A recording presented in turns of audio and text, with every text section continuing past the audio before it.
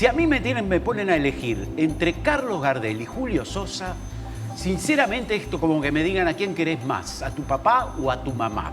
Me costaría muchísimo. Para hablar de este cantante maravilloso, el varón del tango, estamos recibiendo a Milton Santana. Él es investigador, gestor cultural, director del coro Carlos Gardel de Tacuarembó, y ya le estamos dando la bienvenida. Bienvenido, bueno, Milton.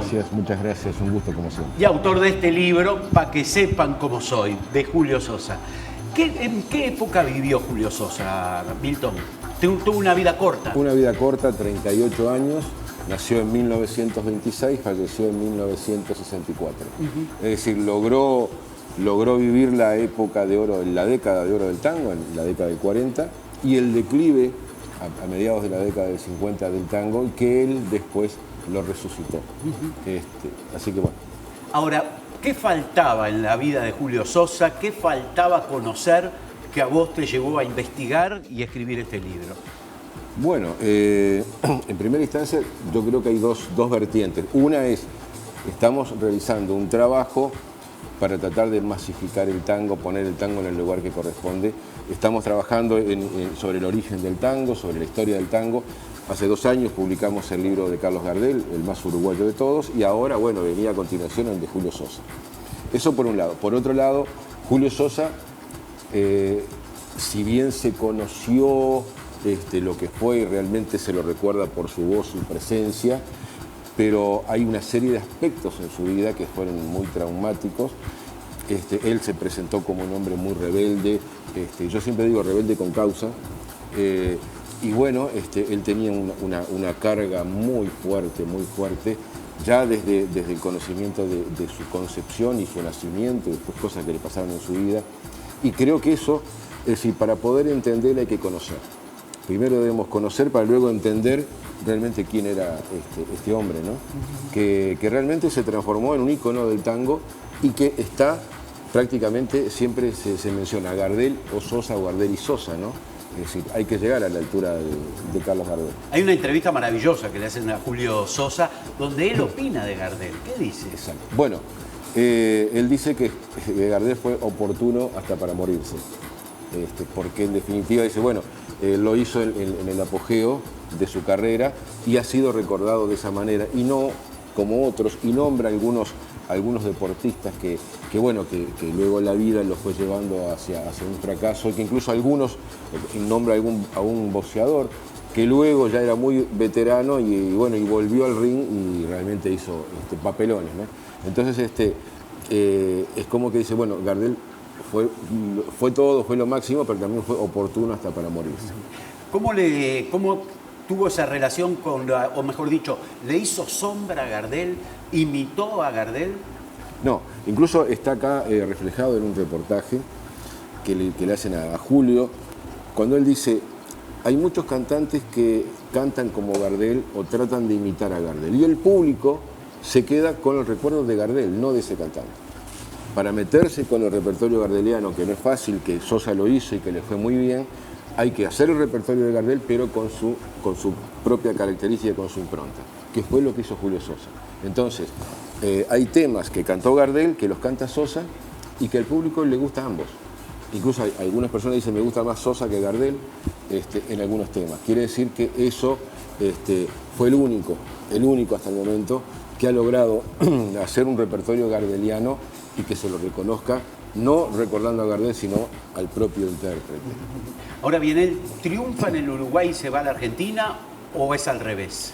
No, él acá en Uruguay no alcanza a triunfar al principio, cantaba con la Orquesta de La Paz, la orquesta de Gilardoni, y luego viene a Montevideo, tiene una temporada corta, hace una temporada en el Nogaró, en Punta del Este, allá por el año 47, graba para un sello uruguayo 5 temas, los primeros 5 temas de su discografía son grabados en Montevideo y luego parte hacia Buenos Aires.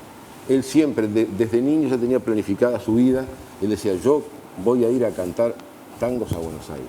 Tenía 8 o 9 años, sentado en el cordón de la vereda y ya planificaba su futuro. Y lo logró. Vivió 15 años en Buenos Aires y a partir sí que llega a Buenos Aires el éxito es continuo, el crecimiento es notable Y bueno, termina en los últimos años, a partir del 60, cuando él se incorpora a la orquesta de Leopoldo Federico, a partir de ahí ya es un éxito total. ¿Fue muy difícil la repatriación de los restos de Julio Sosa? Bueno, sí, realmente fue difícil con esta paradoja, ¿no? Porque si bien los restos de Julio Sosa fueron depositados en el cementerio de la Chacarita, estaban en un nicho que había que pagar un alquiler. Luego el alquiler se dejó de pagar y 14 años estuvo Sosa en un depósito en el cementerio. Así que era como lo queremos tener acá, pero no lo cuidamos. Y realmente, bueno, como dice el escribano Freddy González, que es el presidente de la Fundación Julio Sosa de las Piedras, fue una operación comando, hubo que hacer realmente una actividad casi en secreto para lograr repatriar los restos de Julio Sosa. La gente se resistía a dejarlo ir. Sí, exactamente, sí, se resistían, incluso cuando se empezó a rumorear que había un grupo de uruguayos que se llevaban los restos, Freddy lo cuenta maravillosamente, había unos que estaban haciendo, digamos, todos los trámites, y Freddy con otra persona estaban en una radio, y entonces ellos les daban largas, seguían contando anécdotas y respondiéndole a la gente para que los otros pudieran hacer todos los trámites. Y cuando le avisan que ya estaba todo pronto, bueno, salieron corriendo, incluso hasta en el aeropuerto había, después ya la prensa se había enterado, estaban las cámaras, gente que no lo dejaban salir, y al final, bueno, pudieron hacerlo. ¿Cómo fue el comienzo de Julio Sosa en Argentina? En Buenos Aires. En Buenos Aires. Bueno, sí, él llegó, como dice, llegué con 4 pesos en el bolsillo, y hay una anécdota maravillosa, porque él había, cuando cantaba en Montevideo, había llegado un muchacho argentino, y él le dio acogida en la casa de su amigo Víctor Mancebo en Las Piedras. Y este muchacho cuando se va le dice, bueno, cuando vayas por Buenos Aires, vení nomás a mi casa, y te tenían una pensión, vení nomás que no hay ningún problema, te podés quedar. Julio llega una mañana lluviosa de junio a Buenos Aires, prácticamente sin dinero, toma un taxi, le cuenta al taximetrista cuáles son sus aspiraciones. Cuando llegan a esa pensión dice, espéreme un segundito que voy a buscar dinero y le pago. Cuando volvió, el taximetrista se había ido. Y durante toda su carrera en Buenos Aires, él siempre contaba esta anécdota y le pedía a ese taximetrista que por favor viniera. Nunca apareció. Fue un acto de bondad que fue lo que le permitió a Sosa, digamos, bueno, fue el inicio de esa carrera. Y la otra anécdota que es fantástica, él se quería probar en la orquesta de Franchini Pontier, y le dijeron, habla con Pontier, que es el más suave de los dos. Entonces llegó un día que estaban ensayando y abrió la puerta, Julio entró y le dice, ¿quién es Pontier? Con el vozarrón que tenía, ¿no? Y Pontier le dice, soy yo. Dice, bueno, vengo para que me pruebe la voz. Dice, bueno, ahora no puede ser porque ya terminamos el ensayo, los músicos están guardando los instrumentos. De ninguna manera, yo vine del Uruguay y necesito que me prueben la voz. Bueno, al final Pontier accedió y le dice a Julio, ¿qué va a cantar? Y Julio dice, tengo miedo. Pontier le dice, bueno muchacho, tranquilo, no tenga miedo. No, tengo miedo, es el tango que voy a cantar. Bueno, ¿qué iba a tener miedo? ¿No? Y a partir de ahí rieron ambos, se hicieron muy amigos y prácticamente lo probaron y empezó a cantar enseguida. Y lo otro que llamó la atención fue que las orquestas prácticamente amenizaban el baile de los concurrentes. Y los cantantes, cuando hacían su aparición, la gente seguía bailando. Cuando empezó a cantar Julio Sosa, la gente no bailaba, se paraba a escuchar. Eso empezó a marcar entonces, bueno, que era alguien especial. Y bueno, y luego ya siguió una carrera después con la orquesta de Rotundo, después con la de Pontier. Acá en el libro está reflejado la última actuación de Sosa, que fue en Montevideo con la orquesta de Pontier en 1960, en la radio El Espectador. Y el que presentaba, incluso está transcrito, todo el comentario que hace el presentador sobre Julio Sosa era Citarrosa. Mirá. Hay una foto de Julio Sosa con Citarrosa a un costado, Julio Sosa cantando. Así que bueno, es una de las tantas anécdotas. Citarrosa tenía su estilo, pero no podría ser muy extraño que le haya copiado algo, porque realmente el traje, la corbata, ¿no? Esa actitud atildada que tenía Julio Sosa, la compartía con Citarrosa. Sí, claro.